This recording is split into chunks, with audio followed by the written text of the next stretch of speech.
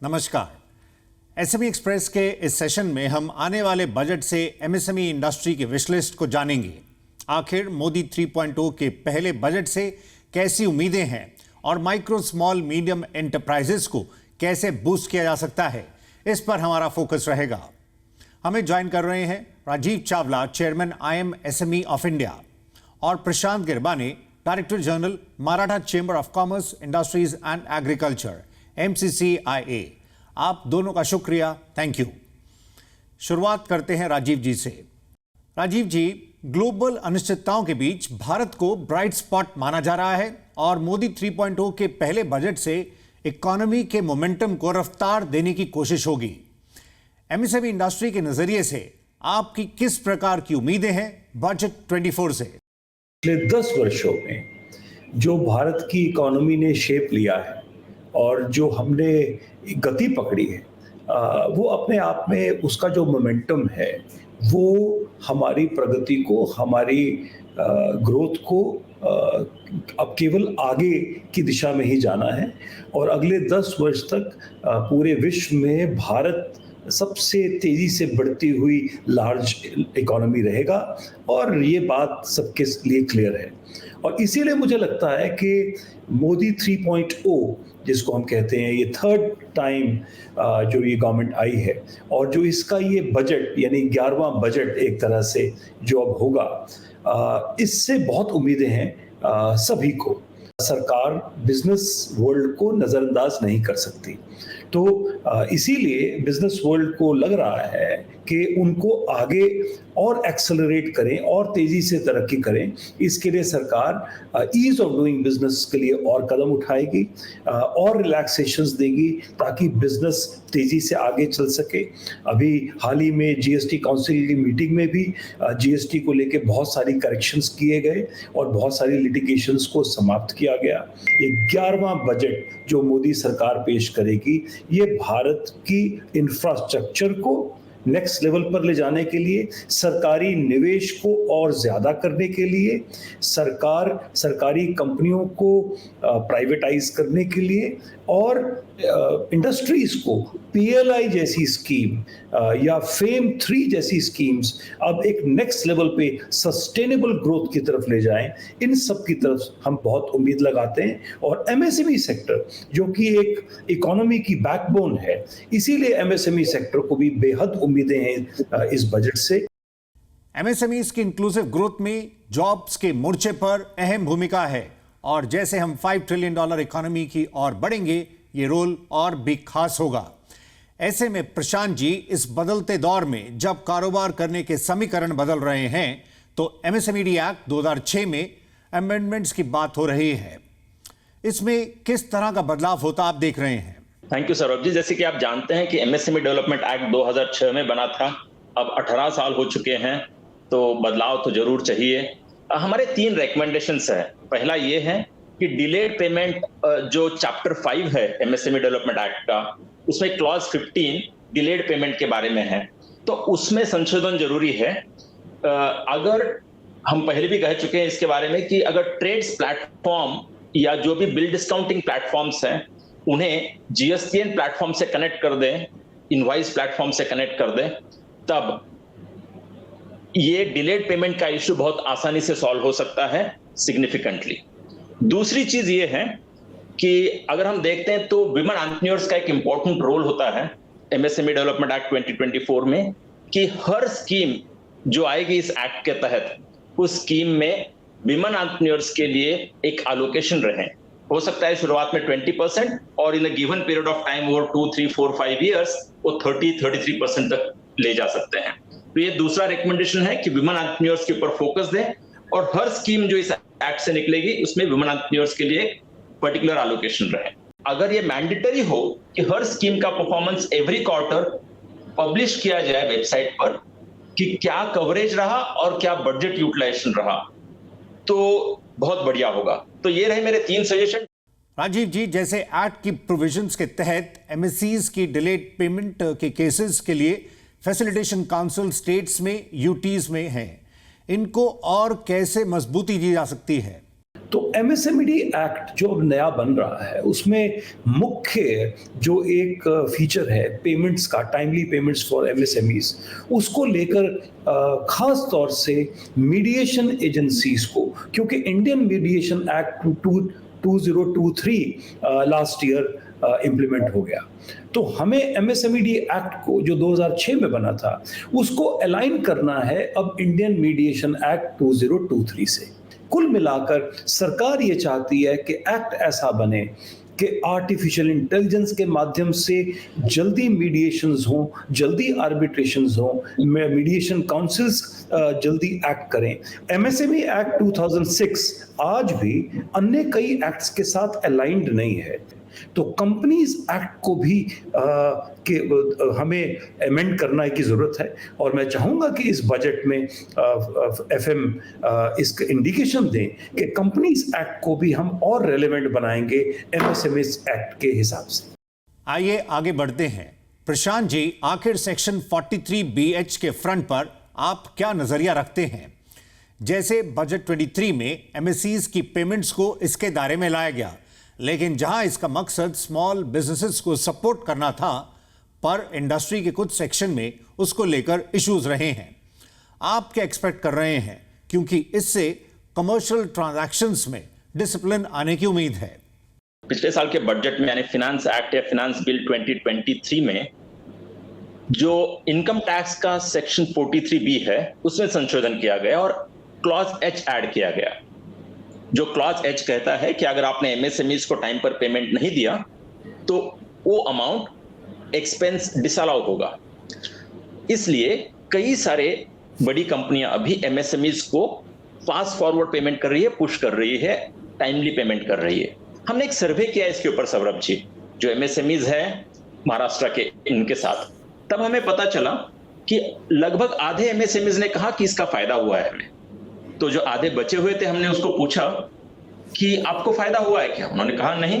तो हमने पूछा आपको नुकसान हुआ है क्या? तो बोला वो भी नहीं है।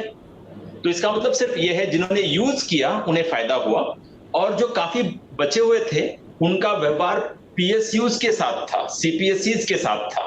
तो CPSEs में तो कुछ बहुत चेंज नहीं हुआ है, इसलिए उन्हें फायदा नहीं हुआ। कि 43BH कंटिन्यू करें इस साल भी, हमारी अपेक्षा यही रहेगी कि वित्त मंत्री महोदया इसे फिर से एक बार कंटिन्यूएशन कह देगी, इस पे कोई सस्पेंशन नहीं आएगा। तो जैसे प्रशांत जी ने सर्वे की बात रखी है, राजीव जी आप ये बता सकें कि क्या ग्राउंड पर इसके कारण बायर्स MSE से दूरी बना मीडियम एंटरप्राइजेज को प्रेफर कर रहे हैं, और क्या बिजनेस लेने के लिए micro small enterprises D register भी हुए हैं? जैसे प्रशांत जी कह रहे थे कि बहुत से माइक्रो स्मॉल एंटरप्राइजेस को फायदा ये हुआ क्योंकि पेमेंट्स जो हैं वो अब समय से आने लग गई। एटलीस्ट 31 मार्च को जितना भी बैकलॉग था साल भर का, वो इंडस्ट्रीज ने क्लियर कर लिया, अगर उनको वो एक्सपेंस फाइनेंशियल ईयर 23-24 में बुक करना था। उसी तरह इस साल में वंस अगेन हो सकता है ड्यूरिंग द ईयर तो डिले होगा, लेकिन 31 मार्च 25 को एक बार फिर से जिनको अपना एक्सपेंस बुक करना है वो उनकी पेमेंट्स इंश्योर करेंगे कि टाइम से हो जाएं। शुरू की पेमेंट्स लेट होंगी लेकिन लास्ट की नहीं होगी। जो इसमें बहुत बड़ा नुकसान हो रहा है वो हो रहा है उन एंटरप्राइजेस का जो सरकारी कंपनियों के साथ काम कर रहे हैं, क्योंकि सरकारी कंपनी पब्लिक सेक्टर एंटरप्राइजेस को इस अमेंडमेंट से इम्पैक्ट नहीं है, वो अभी भी डिलेड पेमेंट पर चल रही हैं, लेकिन उनके जो सप्लायर्स हैं उन्हें आगे अपने MSEs को समय से पेमेंट देना है, वरना वो एक्सपेंस बुक नहीं होगा। तो ये जो गवर्नमेंट सप्लायर्स के ऊपर बहुत ही मेजर नेगेटिव इम्पैक्ट इस अमेंडमेंट का हुआ है। और दूसरा ऑफ कोर्स ये कि ट्रेडर हमारे लिए केवल रॉ मटेरियल सप्लायर नहीं है, हमारे लिए क्रेडिटर भी है, एक तरह से बैंकर भी है। देश में केवल 15% SMEs ही फाइनेंशियल इंस्टीट्यूशन से क्रेडिट अवेल करती हैं। 85% एमएससीज देश में मार्केट क्रेडिट से काम करती हैं, ट्रेडर के क्रेडिट पे काम करते हैं, और ट्रेडर उसके हिसाब से प्राइसिंग करता है। तो अगर एक ट्रेडर 3 महीने में प्राइस लेने के लिए तैयार है और वो क्रेडिट दे रहा है 3 महीने का, और उस इंटरेस्ट को कवर कर रहा है अपनी प्राइस में, और बायर और सेलर दोनों की रजामंदी है, ऐसे में ये अमेंडमेंट हमारे एक्सपेंस को डिसअलाउ कर देगा अगर हम 45 डेज के बियॉन्ड उस पेमेंट को ले जाएंगे। तो हमारा ये मानना है कि इस अमेंडमेंट को कंटिन्यू होना चाहिए, लेकिन इसमें थोड़ा सा चेंजेस करने की आवश्यकता है। पहला, बायर सेलर का जो पेमेंट टर्म्स है, अगर वो पेमेंट टर्म्स ज्यादा भी हैं, 90 दिन भी है, तो इस लॉ को ऑनर करना चाहिए। उस पेमेंट टर्म्स को ब्रीच करने पर डिसअलाउंस होना चाहिए। सेकंड, मीडियम एंटरप्राइजेस को भी इस एक्ट में कवर कर दीजिए। यानी आप कह रहे हैं कि बायर सेलर को ही पेमेंट टर्म्स तय करने दें। 90 दिनों की बात भी आपने इसका जिक्र किया है, साथ ही मीडियम एंटरप्राइजेस को भी सेक्शन 43BH के दायरे में लाने की बात रखी है। प्रशांत जी, ऐसा भी देखा जाता है कि पेमेंट में देरी के कारण लोन रीपेमेंट में भी इश्यूज होते हैं, तो क्या एनपीए क्लासिफिकेशन नॉर्म्स को रिविजिट करने की जरूरत है? तो इसका जड़ यही है कि डिलेड पेमेंट ना हो। तो क्योंकि होता यह है कि बड़ी कंपनी जब छोटी कंपनियों को समय से पैसा ना देते हुए देरी से पैसा देती है, तब इसका मतलब ये होता है कि छोटी कंपनियां क्रेडिट लेती है बैंक से और बड़ी कंपनियों का क्रेडिट लेना कम हो जाता है उतना। तो ये तो ठीक नहीं है।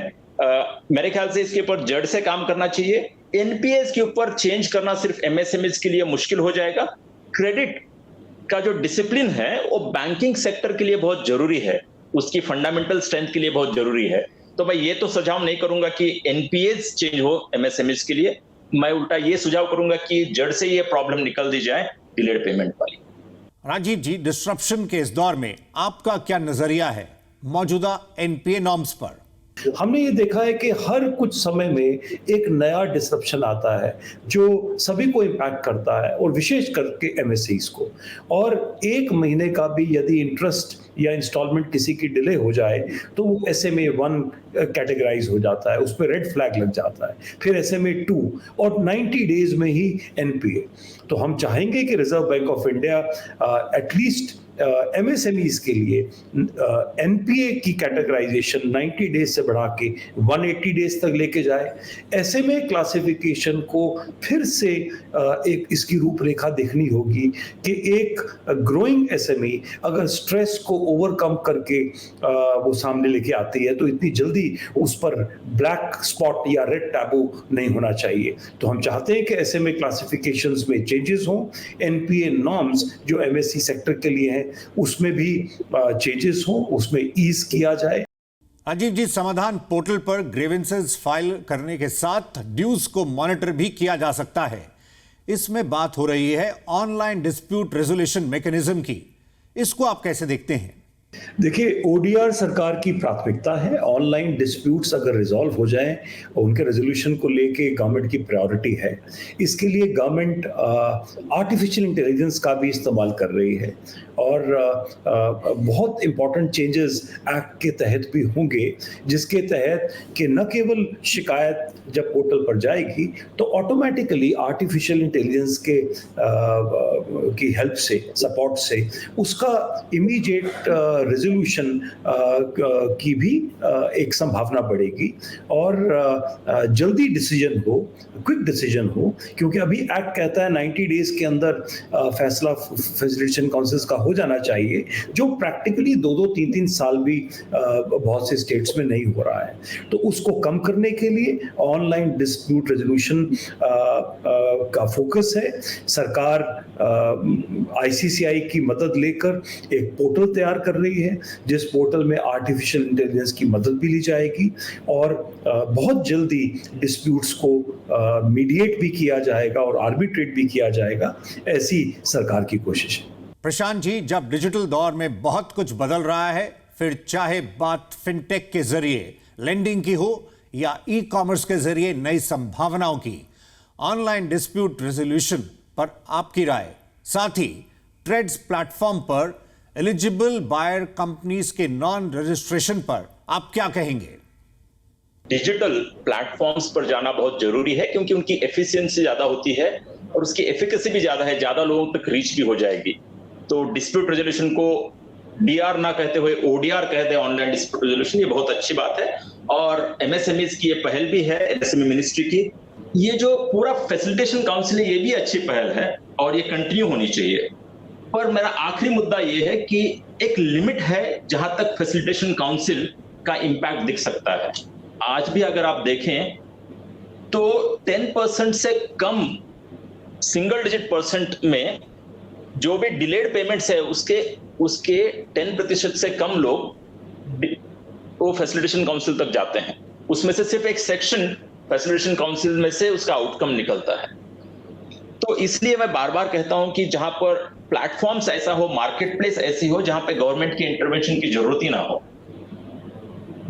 जो बिल डिस्काउंटिंग ने ये साबित कर दिया है, लगभग 6 साल पहले आदरणीय प्रधानमंत्री जी का एक स्पीच रहा एमएसएमईज के ऊपर। उसमें एक अनाउंसमेंट थी जब आदरणीय प्रधानमंत्री जी ने कहा कि 500 करोड़ के ऊपर जो भी कंपनीज हैं, इंक्लूडिंग सीपीएसईज, उन्होंने स्पेसिफिकली इसका मेंशन किया था, उन्हें ट्रेड्स प्लेटफॉर्म पर जाना जरूरी है। यह हमारी अपेक्षा है कि सभी रेलेवेंट ऑफिसर्स इसके ऊपर ध्यान फरमाएं। इससे एमएसएमईज का बहुत बड़ा फायदा होगा। एसएमई एक्सप्रेस में वक्त ब्रेक का है। आज बात बजट 24 से एमएसएमई इंडस्ट्री की उम्मीदों पर। हम जल्द लौटते हैं।